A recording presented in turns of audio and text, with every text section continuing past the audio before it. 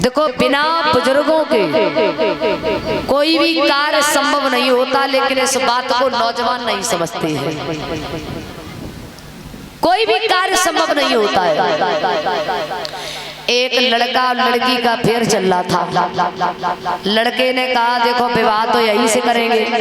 लड़की के पिता ने कहा देखो विवाह तो कर देंगे, लेकिन एक शर्त है। क्या? बारात में कोई भी बूढ़ा व्यक्ति नहीं आना चाहिए, तो विवाह कर देंगे। तो लड़कों ने विचार किया किसी भी तरीका से विवाह हो जाए।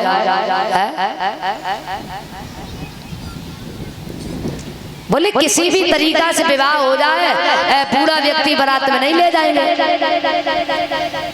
तो जितने भी नौजवान थे सभी बारात के लिए चले, सब चले। अब जैसे ही महाराज चले तो लड़के के जो नाना थे, नाना जी बोले देखो कुछ भी करो हम तो बारात में जाएंगे। बोले आप नहीं जा सकते। बोले कुछ भी करो हम तो जाएंगे। अब उनका नाम ही था नाना। बोले नहीं जाएंगे हम तो लड़कों ने कहा अब नाना जी नहीं मान रहे तो उनको सामान में छुपा दीजिए। तो नाना जी को सामान में छुपा दिया। अब जैसे ही बारात पहुंची तब तक फिर संदेश बात आया। बोले देखो अब विवाह तब होगा, गांव के पीछे एक नदी बह रही है, पानी की बजाय दूध बहे तो लड़की ले जाओ। लड़कों ने विचार किया अब इतना दूध कहां से आएगा, बारात वापस ले चलो। बारात वापस लौटने लगी। तब तक किसी ने कहा बारात तो वापस हो ही रही है, तो नाना जी जो सामान में छुपे उनको निकाल लो। तो नाना जी को निकाल लिया। नाना जी बोले ये बारात क्यों लौट रही है? बोले गांव के पीछे एक नदी बह रही है, पानी की बजाय दूध बहे तो लड़की ले जाओ। नाना जी बोले कहीं इतनी छोटी छोटी बात पे कहीं बारातें लौटती हैं?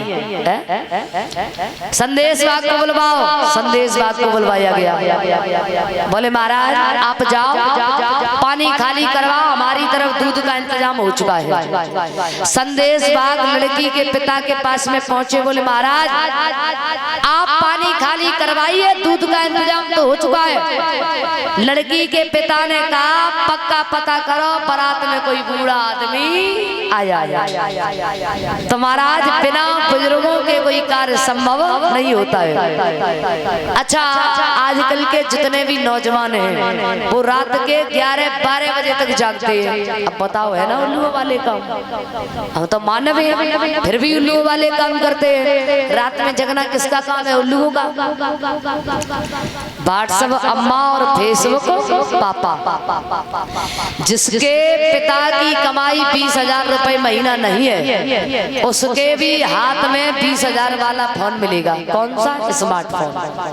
अब बताओ फोन स्मार्ट हो गया, जबकि पहले व्यक्ति स्मार्ट हुआ करता था। फोन कैसा होता था? डैड एक तार से भिड़ा रहता था, एक जगह पर रखा रहता था।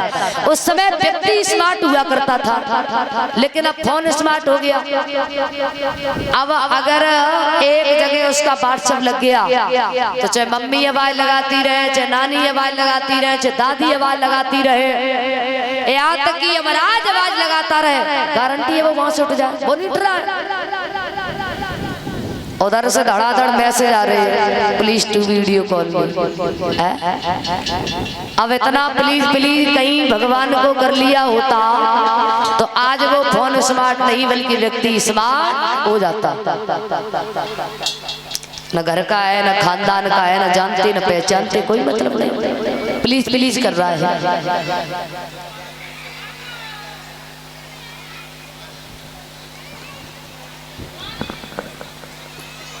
देखो आजकल के जितने भी नौजवान हैं वो अपने मित्रों के साथ बैठते हैं, अपने मोबाइल के साथ बैठते हैं। बुजुर्गों के साथ बैठने में उनकी कोई दिलचस्पी नहीं है। अच्छा बुजुर्गों के साथ बैठने से हमें जीवन जीने का अनुभव प्राप्त होता है, इसलिए हमें बुजुर्गों के साथ बैठना चाहिए। लेकिन आजकल के नौजवान अपने मोबाइल के साथ बैठते, अपने मित्रों के साथ बैठते हैं। मित्र आपको कितना सिखा सकते हैं जितना उनको मालूम है, क्योंकि वो तो आप ही की एज के हैं। बुजुर्गों के साथ बैठना चाहिए, क्योंकि एक ट्रेन में 20 लड़के बैठे हुए थे और एक बाबा जी भी बैठे हुए थे, बुजुर्ग थे। तो लड़कों ने कहा कि सुबह से बोर हो रहे हैं, इस ट्रेन में बैठे हैं,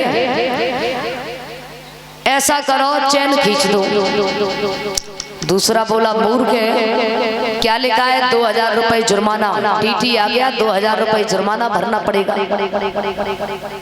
बोले कोई बात नहीं, हम 20 लोग हैं, 100 रुपए चंदा कर लो। सो 20 ने 100 रुपए चंदा किए, 2000 रुपए हो गए और एक की जेब में रख दिए। टीटी आएगा तो दे देंगे। एक बड़ा ही चालाक था, बोले देखो जुर्माना भी नहीं भरना पड़ेगा, काम भी हो जाएगा, बूढ़े बाबा बैठे, इन्हीं का नाम रख देंगे। बाबा जी गिड़गिड़ाने लगे, मेरा नाम मत रखना बेटा, मेरा नाम मत रखना। अब लड़के थे 20, बाबा जी अकेले। अब जैसे ही चैन खींची सो टीटी आ गया। बोले ये बताओ चैन किसने खींची? सो 20 लड़के बोले बूढ़े बाबा जी बैठे, इन्होंने खींच दी। बाबा जी से पूछा ये बताओ तुमने चैन क्यों खींची? बोले साहब हमारी मजबूरी हो गई। क्या? हमारे पास में 2000 रुपए थे, इन लड़कों ने छीन लिए, एक की जेब में रखते हैं। तो जैसे ही वो पैसे निकाले तो 2000 रुपए निकले। तो टीटी ने 20 लड़कों को पकड़ लिया। अब जैसे ही स्टेशन पे उतरे तो 20 लड़के घूर घूर के बाबा जी को देख रही है। बाबा जी बोले ऐसे ही हमारी दाढ़ी जो सफेद नहीं हो गई, तुम जैसे हमने न जाने कितने चला दिए।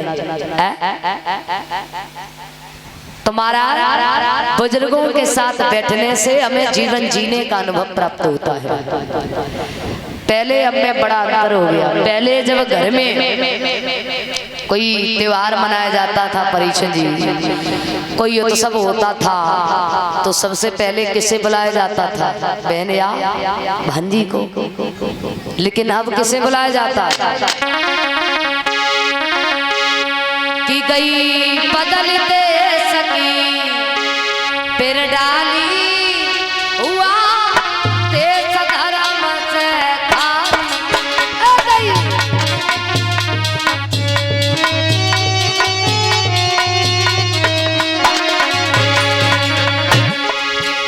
अरे पहले उत्सव जब होता था घर में बहन बुलाई,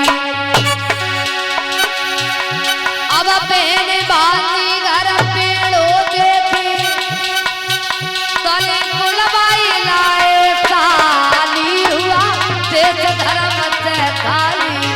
कले